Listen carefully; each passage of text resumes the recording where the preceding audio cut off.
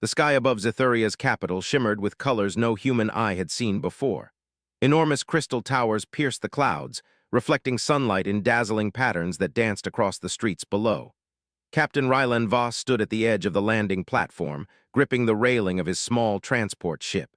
He had never seen a city like this, and yet he felt a chill in his chest. Diplomacy was supposed to be orderly. Negotiations were supposed to be safe. Yet here, in the heart of the Zithurian Empire, nothing felt safe. Rylan glanced at the children of humanity scattered across the landing bay, technicians and assistants who had been sent with him to help secure the peace mission. They moved cautiously, their eyes wide at the sheer scale of alien architecture and the creatures that patrolled the streets. Zithurians were taller than humans, their skin a shimmering iridescent gray, and their eyes glowed faintly in low light. They were elegant and terrifying in equal measure. The humans were out of place, yet they carried the confidence that came from generations who had survived against impossible odds. "Captain," called Lieutenant Mara Dane, stepping beside him. Her voice was steady, but there was an edge of worry. "The delegation is ready. The Queen will see you now." He had read the reports, memorized the protocols, and trained for every contingency the human advisors had imagined. Still, nothing could prepare someone for standing before a ruler who could unmake worlds with a word. He nodded. "Let's go. Stay close." Rylan kept his senses sharp, noticing every detail. The subtle hum of energy flowing beneath the floor, the way the walls seemed to adjust as they moved. Zithurians were masters of technology that was indistinguishable from magic, and every step forward reminded him how fragile humanity's small fleet truly was. Finally, they reached the throne chamber. The doors opened with a sound like rushing water, revealing a vast hall. At the far end, on a throne carved from pure crystal and glowing faintly, sat the Zithurian queen. Her presence was overwhelming. She was tall, even by Zithurian standards, and her gaze pierced through the humans like a blade.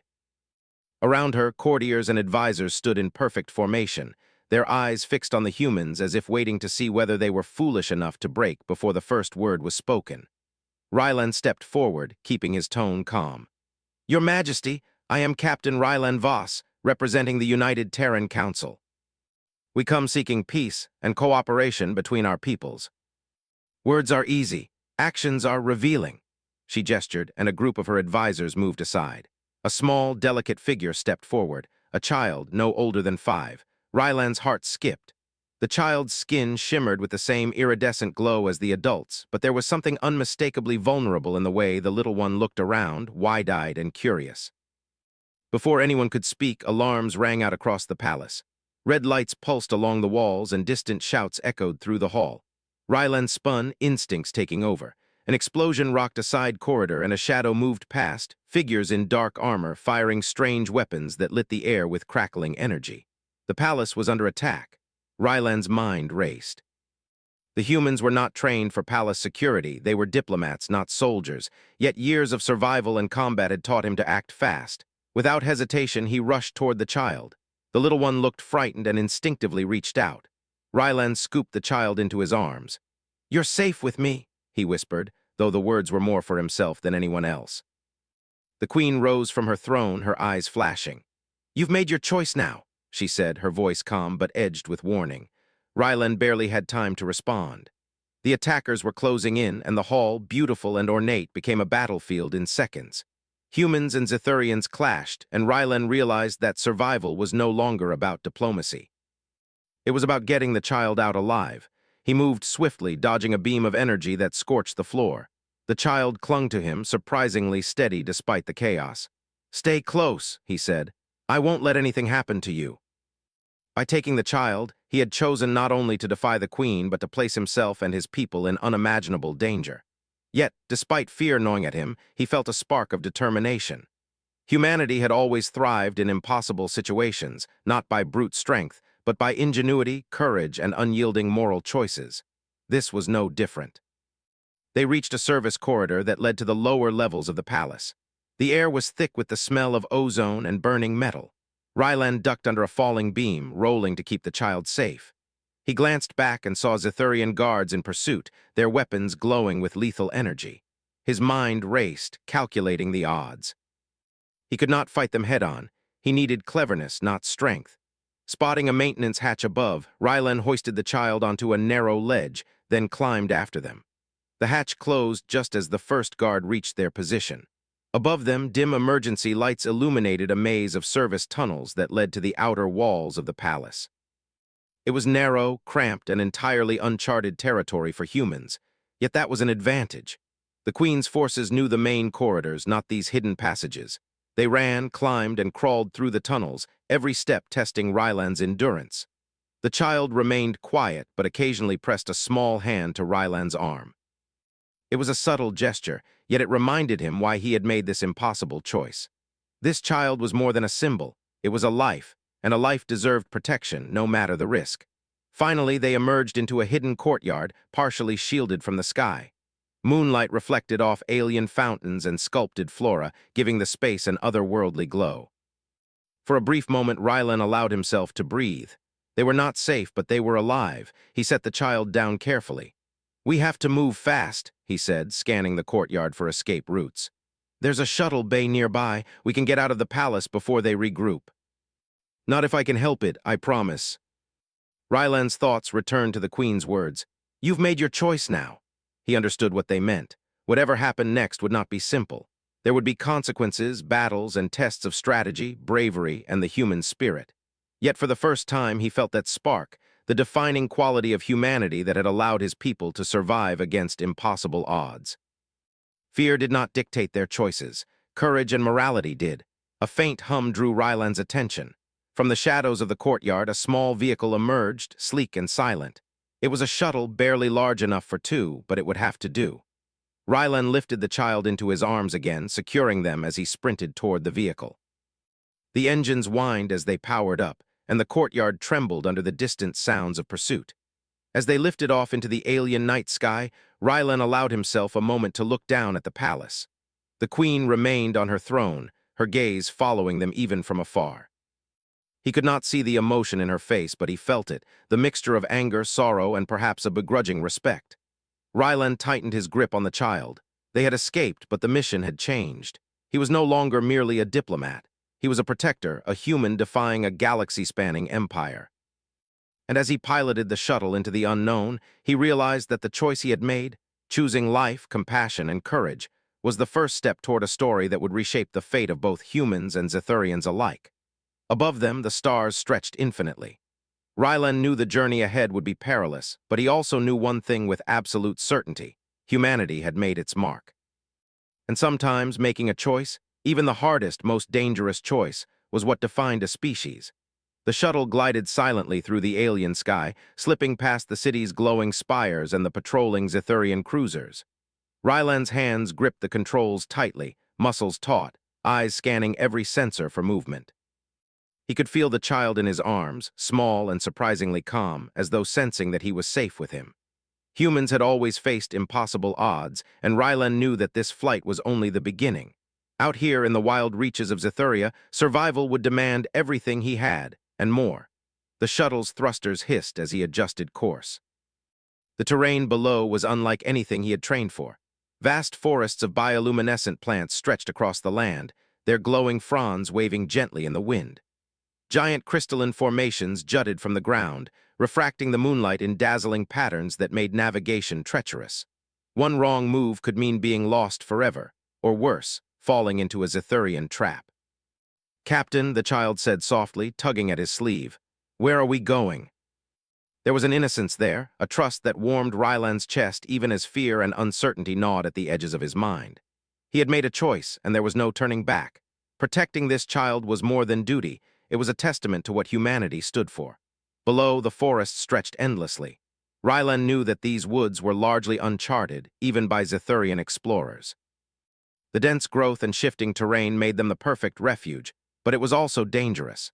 Creatures unknown to humans prowled these forests, some harmless, some deadly, yet the risks were worth taking. Out here, he could at least delay the relentless pursuit of the Queen's forces. He guided the shuttle toward a narrow canyon, its walls glowing faintly with alien fungi. The shuttle dipped low, weaving between jagged rock formations. Suddenly, sensors beeped furiously, motion detected.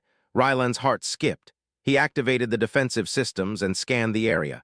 A group of Zethurian patrols had spotted them, their small crafts cutting through the night with deadly precision. "Hang on," Rylan muttered. The child's hands gripped his shoulders. "It's going to be okay." A pulse beam zipped past the shuttle, scorching the canyon wall. Sparks rained down as the shuttle shuddered violently. Rylan's teeth clenched, but he didn't panic. Humans survived because they adapted, not because they were the strongest. Every move he made counted. He ducked another beam, pulled hard on the controls, and the pursuing ships collided with one another in a dazzling explosion of light. The child let out a small gasp, and Rylan smiled, trying to reassure him. "See, nothing we can't handle."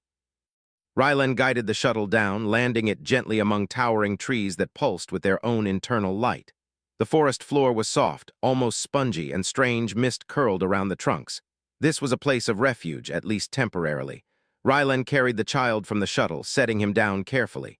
"Stay close to me," he said. "We have to move. There's no telling if they'll send reinforcements." As they walked, the child looked around, pointing to the glowing trees. "It's beautiful," he said. Rylan allowed himself a small smile. "It is, but beauty doesn't mean it's safe. Stay alert." The child remained surprisingly quiet, occasionally murmuring questions about the world around him. Rylan answered as best he could, knowing that knowledge, even small knowledge, would help the child feel safe and give him courage. Suddenly, the ground trembled. Rylan froze, listening. A low, resonant growl echoed through the forest. From the shadows, enormous shapes began to move, creatures taller than a human, with limbs like twisted vines and eyes that glowed like molten gold. Rylan's instincts screamed. These were predators, and they were curious and hungry. He grabbed a fallen branch and held it like a weapon, placing himself between the child and the creatures. "Stay behind me," he ordered. The creatures advanced cautiously, circling them, testing. Rylan's mind raced. Fighting was dangerous, but fleeing blindly could be worse. Then he noticed something. The creatures avoided certain glowing plants. Their path was restricted by the vegetation. Using quick thinking, Rylan began to backtrack, moving along the edges of the glowing flora, guiding the creatures away without harming them. The child watched silently, wide-eyed, and Rylan realized something profound. Humanity's strength was not just in fighting, but in understanding the world, observing patterns, and using intelligence to survive. He had learned to read his environment, to improvise in the moment, and to protect life rather than destroy it.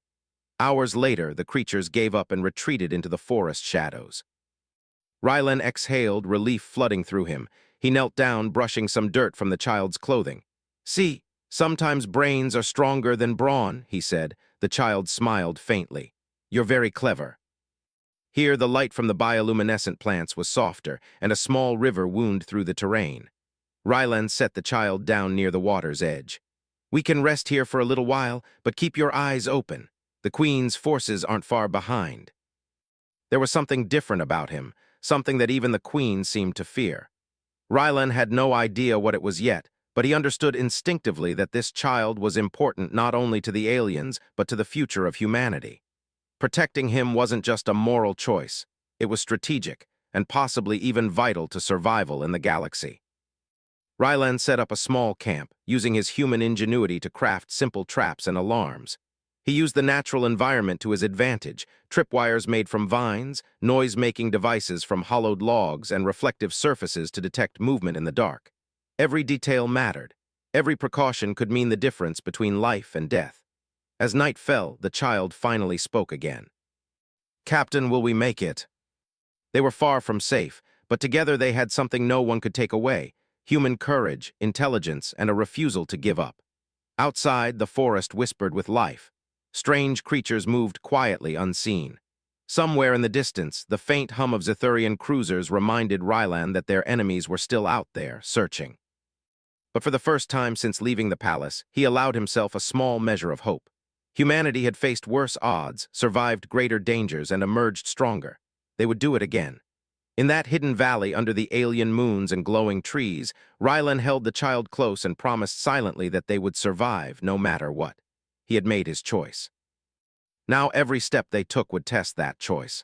But one thing was certain: humans never gave up. Humans never surrendered. And as he looked at the stars peeking through the alien canopy, he knew that this was only the beginning of a story that would define their place in the galaxy. The forest gradually thinned as Rylan and the child moved forward, the glow of alien plants fading into a soft twilight. Rylan's senses remained sharp. He knew the queen would not let this escape go unanswered. Every rustle of leaves or distant snap of a branch made him flinch, but he forced himself to stay calm. Fear was a tool, he reminded himself, not a master. Humans had always survived by using intelligence and courage, and this was no different. Eventually, they reached the edge of a wide valley. Below them lay a settlement of structures that seemed part natural, part constructed, built seamlessly into the landscape. It was a rebel base, a hidden refuge for alien factions opposed to the Queen's rule. Humans had no official allies here, yet Rylan understood instinctively that the child's presence might change that. Whoever controlled this child would hold influence beyond imagination. Descending carefully, Rylan led the child down a narrow slope into the valley. The rebels, initially suspicious, emerged from their hiding places, weapons raised, eyes sharp. They were an eclectic mix, various alien species, some large and armored, others small and nimble. Their first reaction was fear, then recognition. The child's presence drew gasps and hurried whispers. Rylan raised his hands to show they meant no harm. "I come in peace," he said firmly. "The child is under my protection. I seek allies, not conflict. We can survive, but only if we work together. We will help, but not for your sake, for the child's." The rebels led them to a central chamber, where maps of the galaxy and strategic positions were displayed. Rylan studied the information quickly, realizing that the Queen's patrols would continue to hunt them relentlessly. He turned to the child. "Do you understand why this is dangerous?" Trust was not given lightly, especially in a galaxy governed by fear. He vowed not to betray it. Over the next few days, Rylan and the child worked with the rebels to fortify the base. They improvised defenses using human ingenuity, tripwires made from alien vines, camouflaged observation posts, and simple warning systems that the aliens hadn't considered. The child watched, fascinated, sometimes mimicking their actions with small, deliberate movements that hinted at intelligence beyond his years. Then the first test came. A group of the Queen's scouts discovered the base. The alarms blared, and Rylan took command without hesitation. Humans were natural leaders in chaos. They had survived countless wars on Earth, and that experience translated into instinctive battlefield leadership.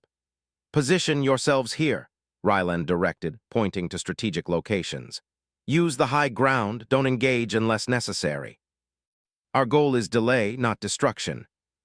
Rylan moved with precision, using his agility and intelligence to outmaneuver enemies who assumed size and strength were everything. After the skirmish, Rylan approached the child, who had been watching from a safe perch. "See, strategy wins over brute force every time," he said. The child nodded, eyes shining. "Humans are clever. It's how we survive."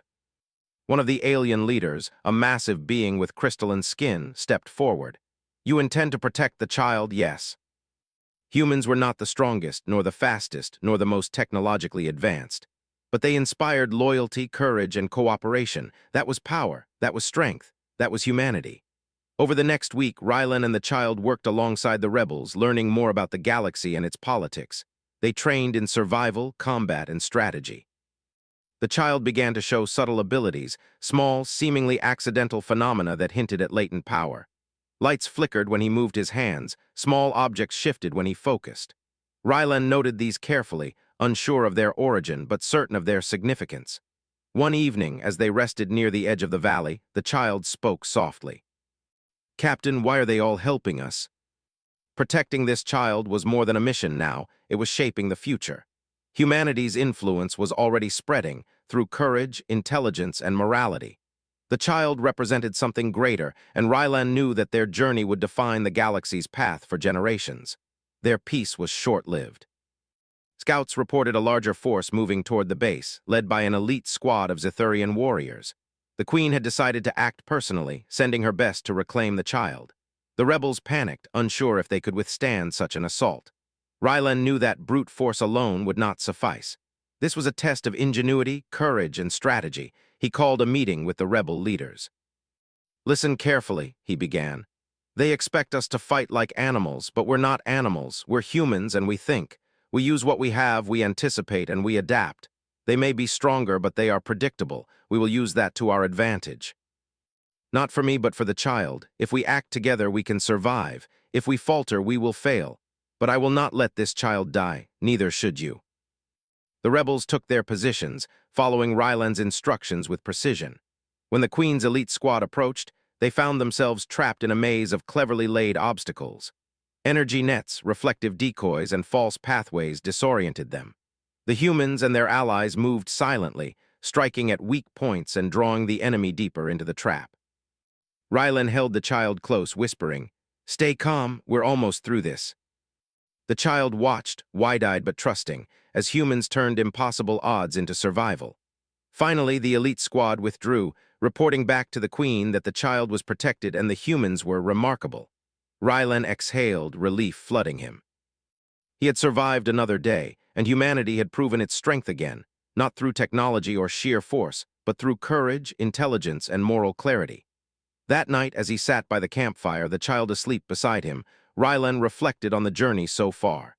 They had escaped the palace, evaded pursuit, and gained allies in the most unlikely of places. The galaxy was vast and dangerous, but humans had a way of turning danger into opportunity, fear into courage. He knew the challenges ahead would be even greater, but he also knew that together they could face them. Ryland looked up at the alien stars, glowing faintly through the forest canopy. Somewhere out there, the Queen was watching, calculating, planning. But she had underestimated one thing: humanity's ability to adapt, inspire, and survive. And as he drifted into a light sleep, he felt a spark of hope. No matter the dangers, no matter the odds, humans would endure. Humans would prevail. And this child, protected in human hands, would help shape a future no one, not even a queen, could control. The forest had grown quiet after the skirmish. The rebel base was secure for the moment, but Ryland knew it was only temporary. The Queen would not forget that her child had been taken, nor would she allow any human or alien to stand in her way. Ryland had prepared for danger before, but this was different. This was the Queen herself coming for them. He walked through the camp, checking the defenses. The rebels had followed his instructions diligently, laying traps and alarm systems that used both human ingenuity and alien resources. Ryland felt a small surge of pride. Even among these different species, humanity's way of thinking, using intelligence, empathy, and courage to solve problems, had inspired cooperation. The child followed him quietly, holding a small bundle of supplies. Ryland glanced down. "Are you ready?" he asked. The child nodded, eyes steady despite the tension. "I am, but what will she do when she finds us?" "And we will act smartly, together." This was not a skirmish or a patrol. This was the might of a galactic empire coming for them. Yet he did not falter. Humans had faced overwhelming odds for centuries and survived. And now, in the depths of an alien forest, they would do so again. He gathered the rebel leaders. "Listen to me," he said, voice firm. "This is not just about fighting, it's about strategy. They expect us to panic, to scatter. We will not. We will use the terrain, our traps, and our minds. They are powerful, yes, but they are predictable. They will underestimate the courage and ingenuity of humans, and that will be our advantage. If the Queen herself arrives, the danger will be immense." Ryland's leadership had shown them that humans were not just clever. They were steadfast, moral, and relentless in protecting those who could not protect themselves. The first wave of attack came quietly, under the cover of darkness. Scout ships descended into the forest, their beams cutting through the trees, searching for any sign of the hidden base. Ryland and the child watched from a cliffside observation point. "Stay close," Ryland whispered, hands on the child's shoulders. "Watch and learn. Humans survive because we see patterns, because we adapt." The beams of the enemy ships struck trees and rocks, but the human-designed obstacles slowed them down. The scouts had numbers and technology, but the humans had something they could not anticipate: ingenuity, quick thinking, and the ability to act without hesitation. Ryland directed the rebels, guiding them through flanking maneuvers and defensive positions. Each move was precise, calculated, and bold. The Queen's forces found themselves caught in a maze of human strategy, their assumptions shattered by clever use of terrain and timing. Finally, the scouts withdrew, reporting back to the Queen. But Ryland knew this was only the beginning. The Queen herself would come, and when she did, nothing short of brilliance and courage would be enough. The next morning, a message arrived, projected through a shimmering portal. The Queen's image filled the camp, her gaze piercing and unyielding. "Ryland Voss," she said, voice calm but cutting through the air like a blade. You have taken what belongs to me. Return the child and your people will remain unharmed. Refuse, and you will face consequences you cannot imagine. We act according to what is right, not what is easy. You said we survive because we act smartly. Every decision could mean the difference between survival and annihilation. When the Queen's fleet arrived, the sky above the forest blazed with light. Massive ships descended, their energy weapons casting a harsh glow on the trees below. The child clung to Rylan, wide-eyed but steady. Are they going to hurt us? Courage, intelligence, and quick thinking, that is how we survive. In the midst of the battle, the child's abilities began to manifest. A sudden surge of energy emanated from him, causing the enemy's weapons to falter. Beams misfired, ships wavered in midair, and momentary openings appeared in the enemy lines. Rylan realized the child's latent power could be a game-changer, but it required control and careful guidance. Focus, Rylan said, keeping his voice calm amidst the chaos. Use your energy carefully. We can do this together. Rylan and the rebels took advantage of every opening, pushing forward with calculated strikes that kept the enemy off balance. Hours passed, but the human-led defense held. The Queen herself observed from above, her expression unreadable. Even she had to acknowledge the humans' ingenuity, courage, and unyielding spirit. They were small and seemingly fragile, yet they had turned what should have been a defeat into a stalemate. Finally, the Queen withdrew her fleet. The battle was not won, but humanity had proven its strength. Rylan looked down at the child, who was exhausted but safe. See, he said quietly. Humans survive because we think, because we act, because we protect those who cannot protect themselves. That is our strength. And in doing so, they had shown that true power was not in numbers or weapons, but in the choice to act rightly, bravely, and intelligently. As the night fell over the forest once more, Rylan held the child close. They had survived, but the journey was far from over. The Queen would return, and new challenges awaited. Yet he felt certain of one thing. Humanity's ingenuity, moral clarity, and courage could overcome even the most formidable foes. And as he looked up at the stars above the glowing trees, Rylan knew that this battle was just the beginning. The future of the child, the rebels, and perhaps the entire galaxy would be shaped by the choices humans were willing to make, and by the courage to stand firm in the face of impossible odds. The forest lay quiet after the long night of battle, but tension still hummed in the air. Rylan and the child remained vigilant, knowing the Queen's withdrawal was only temporary. The galaxy's most powerful ruler would not tolerate defiance for long. Yet Rylan felt a steady determination. Humanity had faced overwhelming odds before, and humans had always survived. Courage, intelligence, and moral choice were their greatest weapons, and he intended to use them. Rylan moved through the camp, checking on the rebels. They were weary but still alert, inspired by the humans' ability to stand firm against the Queen's forces. The child followed closely, his small hand brushing against Rylan's arm. "Captain," he said softly, "do you think she will come again? And together, we are stronger than anyone expects." Protecting him was no longer just a mission. It was a responsibility that could define the course of the stars. As dawn broke, distant signals lit up the horizon. The Queen had returned, personally leading her fleet. Massive ships glimmered in the sky, their energy weapons casting long shadows over the forest. Rylan gathered the rebels, giving final instructions. "Remember what we have learned," he said. "They are powerful, yes, but predictable. Stay calm, follow the plan, and trust each other. We survive because we think, because we choose, because we act with courage. That will not fail us. Return my child or face destruction." Rylan could sense her mixed emotions, anger, concern, and perhaps a grudging respect. She had underestimated humans before, and yet here they stood, unwavering. The battle began. The Queen's ships descended, firing energy beams that lit up the forest. Trees ignited and rocks exploded under the assault. Yet Rylan's preparations held. He and the rebels moved with precision, using traps, terrain, and clever tactics to slow the fleet. The humans' adaptability was on full display, strategies that were impossible for a rigid, technologically dependent enemy to anticipate. In the chaos, the child's latent abilities emerged fully. He raised his hands instinctively, and energy pulsed outward, disrupting the Queen's weapons. Beams misfired, ships wavered, and a protective aura surrounded the base. Rylan realized that the child's power was formidable, but only when combined with guidance, strategy, and human courage. "Focus!" Rylan shouted over the roar of the battle. Use your energy carefully. We are together in this. We survive together. Rylan led the rebels in coordinated strikes, taking advantage of openings created by the child's energy.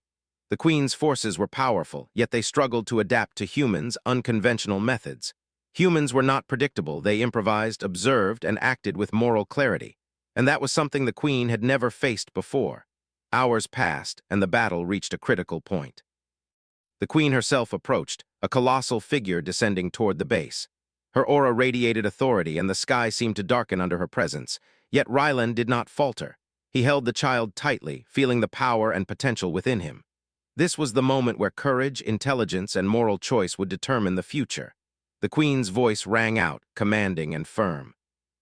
Rylan Voss, surrender the child. End this now. Her expression shifted slightly, a flicker of realization crossing her features. The humans had faced impossible odds, protected her child, and survived through intellect, moral courage, and ingenuity. This was not mere defiance. It was a testament to humanity's strength. The child stepped forward slightly, energy pulsing subtly around him. His small voice rang clear. I want to choose, Captain. I want to choose what is right. Humans are remarkable. As the sky cleared, the rebels gathered around Rylan and the child. There was relief, but also admiration. Humans had inspired them, unified them, and demonstrated that even against overwhelming power, intelligence, morality, and courage could prevail. Rylan looked at the child. You see, he said quietly, your future is not determined by power or fear. It is determined by choice, courage, and doing what is right.